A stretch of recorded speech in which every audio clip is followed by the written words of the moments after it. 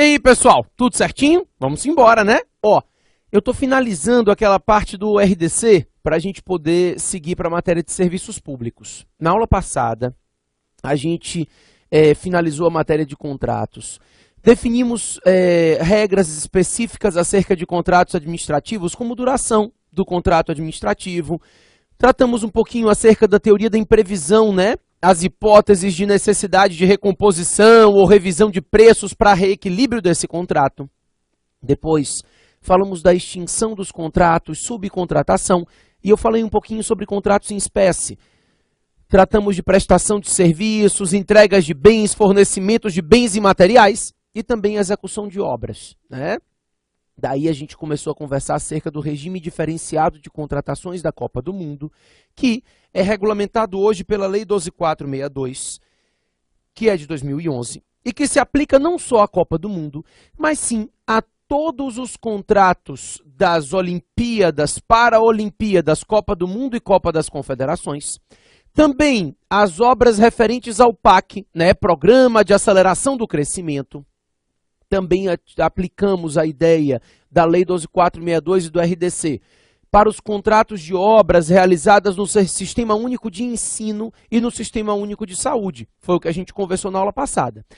Daí nós definimos que o procedimento licitatório é totalmente diferente, é uma nova modalidade licitatória. O RDC é uma nova modalidade que tem fases invertidas, porque a administração, depois que publica o edital, já não precisa publicar no Diário Oficial e em jornal, publica em diário e no site oficial, né? Publicando o edital, nós temos a parte de classificação das propostas, com critérios definidos no edital dentro dos limites da lei. Depois habilitam os licitantes. Então, primeiro classifica para depois habilitar, salvo se o edital estipular de forma diferente. Porque no RDC, o edital pode mandar inverter, para primeiro habilitar e depois classificar. Depois a gente viu que tem uma fase recursal única, 5 dias úteis o prazo para recurso, e também, no final de tudo, é feito o encerramento do procedimento e a celebração do contrato. Aí eu disse a vocês que haviam algumas peculiaridades, né, que deveriam ser analisadas quando se trata de contratos no RDC. A primeira peculiaridade, eu lhe disse que é o fato de que é possível que seja feita uma contratação integrada. E lhe expliquei que a contratação integrada é aquela contratação na qual a administração pública pode contratar uma empresa, mediante a realização do procedimento licitatório, claro, e essa empresa vai executar a obra, realizar o projeto executivo e realizar o projeto básico, o que modifica a regra geral da 8666. A gente tinha aprendido a princípio que o projeto básico era realizado por uma empresa e que seria admissível que o edital determinasse que o projeto executivo e a obra fossem feitas numa contratação só. Mas o projeto básico, executivo e obra numa contratação só, não tem regulamentação na 8666. Entretanto, a Lei 12.462 diz que nos contratos do RDC é possível sim essa contratação integrada, em que a entidade que vencer a licitação fica responsável por executar a obra, realizar o projeto básico e o projeto executivo, né? Maravilha. Daí, pessoal, quero que você saiba que nesses contratos celebrados com base nesse RDC também, lembra dos contratos de prestação de serviços continuados?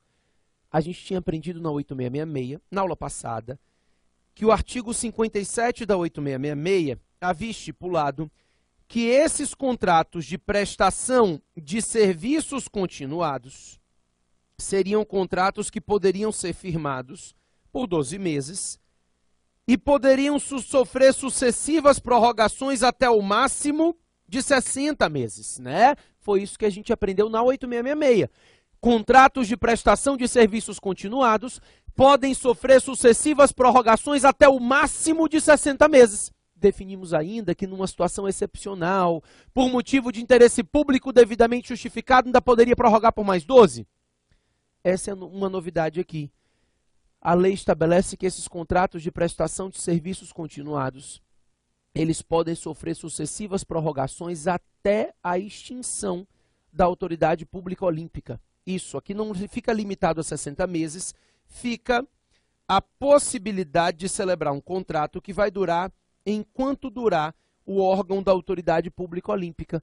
Lembrando que esse órgão, né, a APO, ele será extinto 1 ano após o último evento esportivo. Então, a lei é de 2011, era possível firmar contratos de prestação de serviços que durassem 6 anos, porque até 2017 a gente ainda vai ter a APO aí vigente, porque até o final de 2016, meados de 2016, finaliza a Paralimpíada do Rio de Janeiro, claro, e aí 1 ano depois estará extinta a Autoridade Pública Olímpica. Então, os contratos de prestação de serviços continuados, celebrados nos moldes da Lei 12.462, eles podem sofrer sucessivas prorrogações até a data de extinção do órgão da APO, tá? Então, isso é uma novidade em relação ao 8666 também, não fica limitado a 60 meses. Pessoal, 2 peculiaridades para a gente ir finalizando. A gente tem uma terceira peculiaridade, né, dos contratos. O primeiro é a possibilidade da contratação integrada. A segunda é essa regra dos contratos de prestação de serviços continuados. A terceira é a pena de suspensão de contratar com o poder público. Nós tínhamos aprendido que nas licitações da 8666, a suspensão de contratar com o poder público poderia ser de até 2 anos, né? Só relembrando, o poder de aplicar penalidades é uma cláusula exorbitante presente nos contratos administrativos e, por isso, havendo inadimplemento contratual por parte da empresa contratada pela administração, a administração pública pode determinar algumas sanções, né? A aplicação de algumas sanções. Todas as sanções devem respeitar o princípio da proporcionalidade e devem ser aplicadas após a realização de um devido processo legal, em que sejam observados o contraditório e a ampla defesa, tá?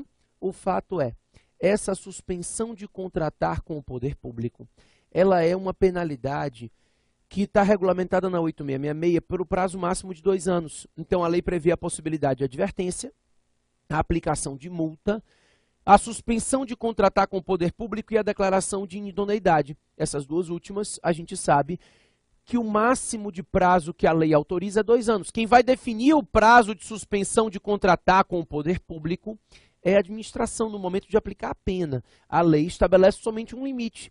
E no caso de contratos da 8666, o limite é 2 anos. É possível suspender uma empresa de contratar com o poder público por até 2 anos. Essa é a novidade. Na Lei 12.462, os contratos celebrados nos moldes dessa lei admitem uma aplicação de penalidade de suspensão de contratar com o poder público por até 5 anos. Tá? Novamente, a administração pública é quem define o prazo de suspensão. É ela quem estabelece a possibilidade de aplicação da pena, deve respeitar princípio de proporcionalidade, deve respeitar contraditório e ampla defesa. Entretanto, esses contratos têm uma regra diferenciada que é o prazo, né? Então, enquanto nas licitações da 8666, a suspensão de contratar com o poder público poderia ser por até 2 anos, na Lei 12.462, a aplicação da pena de suspensão de contratar com o poder público pode chegar a até 5 anos. 5 anos tiraram de onde? Tiraram do prazo de vigência que vai ter esses contratos, né? A tendência é que os contratos sejam firmados em 2012, a lei é de 2011, então os contratos seriam firmados na maioria deles em 2012 e se extinguiriam no máximo quando terminasse a APO em 2017, né? Então, se eu proíbo a empresa de contratar por 5 anos, eu estou praticamente inviabilizando que ela celebre um novo contrato nos moldes desse sistema da RDC. Isso muda um pouquinho quando se incluem contratos que não são os contratos dos eventos esportivos, né? A lei foi toda feita para a contratação dos eventos esportivos e depois a Dilma, aproveitando do nosso relaxamento aqui, foi acrescentando lá PAC, sistema de ensino, sistema único de saúde. Um absurdo, um desaforo, né? Mas aí a lei continua com os termos que eram basicamente vinculados aos eventos esportivos. É por isso que a gente tem essas diferenças, tá? Só para a gente finalizar, ainda com essa intenção de garantir uma maior celeridade nas contratações desses eventos esportivos, a lei admite, primeiro, o parcelamento do objeto, que é uma coisa que normalmente não é admitida em contratos administrativos, né? A regra é que não é possível parcelar para celebrar vários contratos se o objeto tem como ser realizado de uma vez só. O que a gente aprende na 8666? Eu não posso contratar por partes aquilo que pode ser contratado de uma única vez, porque, inclusive, pode se tratar de uma fraude à modalidade licitatória, pode-se estabelecer uma dispensa de licitação em razão do valor pelo fato de ter havido esse parcelamento. Por isso, a lei veda esse parcelamento do objeto quando se trata de contratos da 8666. Nas licitações da 8666, não é possível se fazer parcelamento do objeto do contrato a ser firmado, porque o parcelamento, ele configuraria na prática uma forma de se fraudar ou a modalidade licitatória ou a própria exigência da licitação, né? Não haveria exigência porque se parcelou tanto que chegou a um limite que seria dispensa. Pois é, aqui, como a modalidade licitatória é só uma, é o RDC, não há mudança na modalidade licitatória, se admite o parcelamento do objeto. Mas não é só por isso, é porque, parcelando-se o objeto, eu acabo entregando a várias empresas a execução dele. Então, eu divido em 4 partes. E aí, o que acontece? A parte 1 eu licito, ganha a empresa A parte 2 eu licito, ganha a empresa B. A parte 3 eu licito, ganha a empresa C. A 4 eu licito, ganha a empresa D. E aí, eu tenho 4 empresas colocando todo o seu pessoal à disposição de executar a mesma atividade. Isso dá mais celeridade, né? Eu acabo conseguindo fracionar esse objeto e com isso eu faço com que cada pessoa, cada empresa vencedora se destaque para executar uma parte dele. No fim das contas, acaba que o todo vai ser executado mais rapidamente. Pelo menos esse é o entendimento que a lei estabelece para a gente. Que diz ainda que mesmo que não haja parcelamento do objeto, é possível numa mesma licitação se permitir que o mesmo objeto seja contratado por mais de uma empresa. Tá? Então, a lei prevê a possibilidade da contratação de mais de uma empresa para a execução do mesmo objeto do contrato. Isso é uma peculiaridade também e que claramente tem a intenção de dar celeridade ao procedimento, né? Fica muito claro para a gente que não está querendo se beneficiar uma empresa ou outra, quando a própria lei estabelece que é possível a contratação de mais de uma empresa para executar o mesmo objeto. O que essa lei está querendo é garantir que todos estejam unindo esforços para acelerar as contratações. É uma situação emergencial, é uma situação em que a administração pública precisa terminar as obras, né, executar os serviços todos, e por isso coloquem todas se esforçando para um bem comum. A ideia é mais ou menos essa, né? Quando eu permito a contratação de mais de uma empresa para executar o mesmo objeto, significa colocar todas as empresas com a intenção de garantir o bem comum, de alcançar as necessidades, né? A ideia é mais ou menos essa. Alcançar as necessidades coletivas, então, ainda que eu precise colocar mais de uma empresa para fazer isso, o raciocínio é de que você contrata mais de uma empresa e essa contratação de mais de uma empresa para executar o mesmo objeto acaba de uma forma ou de outra acelerando as contratações, acelerando o final dos contratos, tá? Todo o regime do RDC é feito com base nisso, na busca pela celeridade e na busca por atender necessidades específicas de padronização e tudo mais que se segue. Pessoal, como eu disse a vocês, a lei tem muitos outros dispositivos, mas que são similares aos dispositivos da 8666. Então, o que eu expliquei a vocês aqui sobre o RDC foi somente aqueles pontos em que a Lei 12.462 destoa daquilo que a gente aprendeu na 8666. Então, a gente não falou de critérios de habilitação, porque são os mesmos da 8666.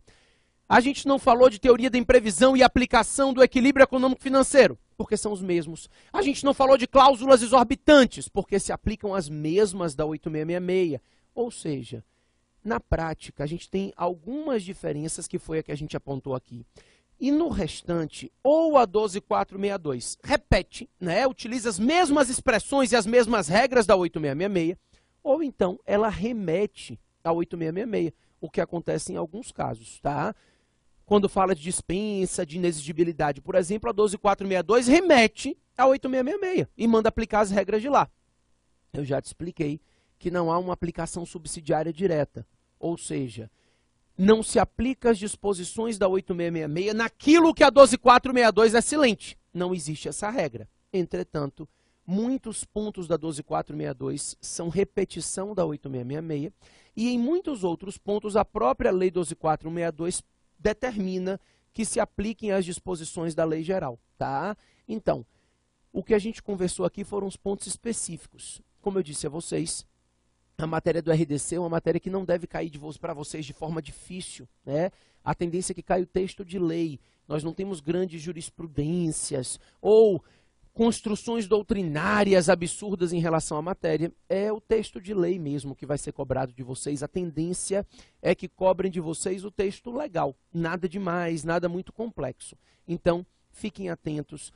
Esse ano de 2014 é ano de Copa do Mundo, né? Então, tá bem na moda cair uma questão referente a esse regime diferenciado de contratações da Copa do Mundo, tá? Se vier isso numa prova, não vai estar surpreendendo ninguém, vai estar dentro das nossas expectativas, ok?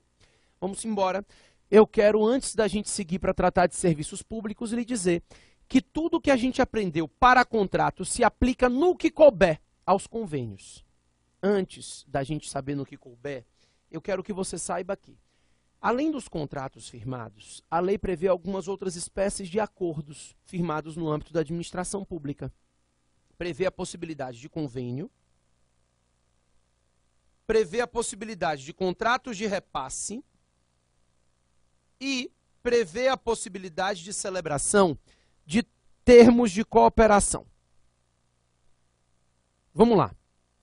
O convênio e o contrato de repasse, ele é firmado entre entes da administração pública federal e entidades da administração pública direta e indireta dos estados, municípios e Distrito Federal, e também entre a administração pública federal e particulares sem fins lucrativos. Tá? Então, é possível que a administração firme convênio ou contratos de repasse entre a administração pública da União e entes da administração estadual, municipal ou distrital, e é possível esse convênio ou contrato de repasse firmado também com particulares, entidades privadas, que não integram nem a administração direta nem a indireta, mas que atuam sem fins lucrativos, entidades filantrópicas, que executam atividades de interesse público, prestam serviços de interesse público, né? Seguinte, os convênios e os contratos de repasse se diferenciam na forma de pagamento. Mas, tanto o convênio, quanto o contrato de repasse, quanto com o termo de cooperação, se diferencia do contrato em virtude da vontade dos entes que acordam. Nos contratos administrativos se juntam pessoas com vontades divergentes, né? O que é isso? A administração quer o interesse público, o particular, ele quer o lucro. Então, eles chegam num acordo que se agrada aos dois. A administração querendo o interesse público, o particular querendo o lucro. Nos convênios, nos acordos de repasse ou contratos de repasse e nos termos de cooperação, se juntam pessoas com vontades convergentes. Ao invés de serem pessoas com vontades divergentes, cada um querendo uma coisa, se associam pessoas que têm vontades convergentes. Então, o Estado quer o interesse público, determinada entidade filantrópica também quer o interesse público. Eles se associam para executarem aquela atividade, né? A ideia desses institutos que a gente está aprendendo aqui agora é que não há vontades divergentes para que se consiga agradar todo mundo, não. O que existe são pessoas que se juntam e que têm vontades convergentes. As duas buscam a mesma coisa. As duas pessoas buscam o interesse público, alcançar o interesse coletivo e aí se associam para executarem essa atividade de forma associada, tá? Isso funciona para os convênios, para os contratos de repasse e para os termos de cooperação. A questão é, o convênio e o contrato de repasse se diferencia porque no contrato de repasse, os valores pagos pela administração federal à entidade acordada, né, a entidade conveniada, são feitos por meio de uma instituição financeira pública. Então, nesse caso de contrato de repasse, haverá uma instituição financeira de natureza pública e é por meio dela que é feito o repasse de verbas da União para a entidade que acordou com ela, tá? No convênio não existe essa figura desse terceiro, dessa entidade instituição financeira. Mas na prática são a mesma coisa. Tanto o convênio quanto o contrato de repasse existe para juntar forças. Pessoas que têm vontades convergentes se juntam e executam atividades de interesse comum. O termo de cooperação é feito entre entes da administração pública federal. Então, entre órgãos, entre entidades da administração direta e indireta, sempre dentro do âmbito da União. Então, não se firma convênio entre órgãos federais, se firmam termos de cooperação, né? Não se firmam convênios entre entes da administração direta e indireta no âmbito federal, se firmam termos de cooperação. O termo de cooperação ele é feito no âmbito federal, entre órgãos e entidades da União, enquanto os convênios e contratos de repasse são feitos entre a União e entes de outras esferas de governo ou entre a União e entidade privada que executa atividade pública, né, sem fins lucrativos e tudo mais. Quando esse convênio é firmado, o convênio ou contrato de repasse, quando ele é firmado... deixa eu te falar uma coisa. Esses vínculos não se confundem com os consórcios públicos. Os consórcios públicos, a gente vai aprender certamente na próxima aula, no final da de hoje, não sei como é que vai ser. Estão regulamentados pela 11.107. Também são gestão associada de pessoas que têm finalidades similares, tá? No consórcio público também. Se juntam pessoas de direito público que têm vontades convergentes. A diferença é que ao se firmar um consórcio, se cria uma nova pessoa jurídica, tá? Nos convênios, nos contratos de repasse, não há criação de uma nova pessoa jurídica. O consórcio público, consórcio, é uma pessoa jurídica destacada dos entes que se consorciaram. Então, basicamente, essa é uma diferença relevante, tá? Mas a gente vai falar de consórcio público mais adiante. O que me interessa é que esses convênios ou termos ou contratos de repasse firmados com particulares, eles não dependem de licitação, né?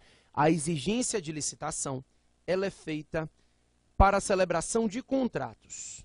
Para a celebração de convênios, não há necessidade de realização de procedimento licitatório. A administração está se juntando, né, acordando com pessoas que têm vontades convergentes a ela. Então, ela não precisa a realização de procedimento licitatório para a celebração desse convênio. Aqui não há contrato, não há vontades divergentes, não há busca pelo lucro do particular contratado, por isso não se exige a realização de procedimento licitatório. A 8666 é clara, ao dizer que a licitação é obrigatória para a celebração de contratos, tá? Então, nesses casos de acordos de convênio, acordos de cooperação, não há necessidade de procedimento licitatório. Entretanto, se houver mais de um particular cumprindo os requisitos, visando o interesse público, sem finalidade lucrativa, se houver mais de um particular nessa situação querendo firmar o convênio, aí é possível a realização do que a gente chama de concurso de projetos, né? Falei rapidamente desse concurso de projetos quando eu falei das OCIPs, né? O concurso de projetos é um procedimento simplificado por meio do qual a administração escolhe com quem ela vai firmar o convênio de forma impessoal, né? De forma a se evitar que ela escolha pessoalmente, com critérios subjetivos, quem que vai firmar o convênio. Então, se realiza um concurso de projetos, que é um procedimento simplificado, que garante a impessoalidade, a isonomia e um critério objetivo de escolha daquele que vai firmar o convênio ou o contrato de repasse com a administração, tá? Claro, a gente conversou na época que a gente falou sobre terceiro setor, quero só relembrar que esses concursos de projetos, esses convênios como um todo, eles podem ter nomes diferenciados, dependendo da entidade. Então, nós vimos a possibilidade de celebração de termos de parceria, quando se fala em OCIPs, contratos de gestão, quando se fala em organizações sociais. Todos esses acordos, né, que têm nomes definidos nas leis específicas, eles têm natureza jurídica de convênio. Então, a Lei 9637 fala em contrato de gestão, que é um convênio. A Lei 9790 fala em termo de parceria, né, para qualificação como OCIP. Tudo isso tem natureza jurídica de convênio e aí segue essa possibilidade do concurso de projetos e da celebração com particulares, ok? Toda essa possibilidade do Estado se relacionar com particulares por meio de convênios, né, de acordos, entidades privadas que não têm finalidade lucrativa se associando ao Estado, formam o que a doutrina moderna vem chamando de administração dialógica. Isso, administração dialógica é uma expressão que está na moda. O Diogo de Figueiredo, ele costuma falar administração associada. Administração associada e administração dialógica são dois nomes para o mesmo instituto, para o mesmo raciocínio, né? É uma teoria doutrinária. Você pode chamar de administração dialógica, você pode chamar de administração associada. A expressão administração dialógica, ela é tirada do direito comparado, ela é mais moderna, ela é mais conhecida. A questão é o seguinte, a administração dialógica é o oposto de administração monológica, né? Claro, dialógica, monológica. No Brasil, vem se fomentando essa administração dialógica em detrimento da administração monológica. Pessoal, a administração dialógica nada mais é do que a administração do diálogo. O diálogo firmado entre o poder público e o particular. Ou seja, é a possibilidade do particular dialogar com a administração pública em atividades de interesse eminentemente da sociedade. O particular atuando na vida pública, auxiliando o Estado, complementando a atividade estatal, na busca do interesse da coletividade. Essa é a ideia da administração dialógica, né? Na prática, quando essa expressão, essa teoria surgiu no direito internacional, no direito comparado, a gente utilizava ela para justificar qualquer participação do particular na vida pública. Então, uma simples exigência de audiência pública em uma licitação, por exemplo. A exigência de que se realize uma audiência pública em um procedimento licitatório era uma espécie de demonstração dessa administração do diálogo, né? Uma administração dialógica que se permitia ao particular participar de uma audiência, opinar acerca da realização de um procedimento licitatório. Hoje, quando a gente fala em administração dialógica, a gente está tratando basicamente dos vínculos formados entre a administração pública e entidades privadas que não tenham fins lucrativos, né? Então, a expressão administração dialógica hoje, ela está diretamente ligada a acordos, vínculos firmados entre a administração e entidades privadas que não têm finalidade lucrativa, tá? Então, delegação de serviço público não faz parte desse conceito de administração dialógica. Por quê? Porque na delegação de serviço público, a empresa delegatária, né, concessionária, aquela que recebeu o serviço público em delegação, ela não está buscando o interesse público. Ela recebeu o serviço público e ela está atuando na busca do lucro, né? Então, a busca pelo lucro é que faz com que essa empresa consiga alcançar o interesse público. É a busca pelo lucro que faz com que ela crie um vínculo com o Estado. Isso não é administração dialógica, tá? A administração dialógica, como eu expliquei a vocês, ela é uma administração do diálogo visando a finalidade pública. Então, são sempre esses acordos firmados entre o Estado, esses vínculos criados entre o Estado e o particular para a execução de atividades de interesse público somente com a finalidade de interesse público, né? Então, as entidades filantrópicas, entidades do terceiro setor, basicamente todas elas, as OS, as OCIPs, as entidades de apoio, todas elas estão atuando na busca do interesse público e com finalidade pública, não com finalidade lucrativa, né? Esses acordos decorrem dessa movimentação que a gente chama de administração dialógica. Não é a substituição do Estado pelo particular, tá? Não é colocar o particular para atuar no lugar do Estado. É colocar o particular para atuar ao lado do Estado, executando atividades em cooperação com o poder público. Então, eu não posso criar um OCIP para extinguir um órgão, como antigamente se fazia, né? Até hoje ainda se faz. A ideia é de criar um OCIP para atuar ao lado desse órgão, executando as atividades de interesse público lado a lado com a administração. Isso é o que a gente chama de administração dialógica, que se você encontrar numa prova, principalmente numa prova subjetiva, nada mais é do que acordo firmado com entidades privadas, mas que visam travar esse diálogo com finalidade pública para executar atividades de interesse público. Ok? Maravilha. Pessoal, com isso entendido, me dá um minutinho que eu volto para a gente conversar, tratar acerca de serviços públicos propriamente ditos. Tá bom? Já estou voltando.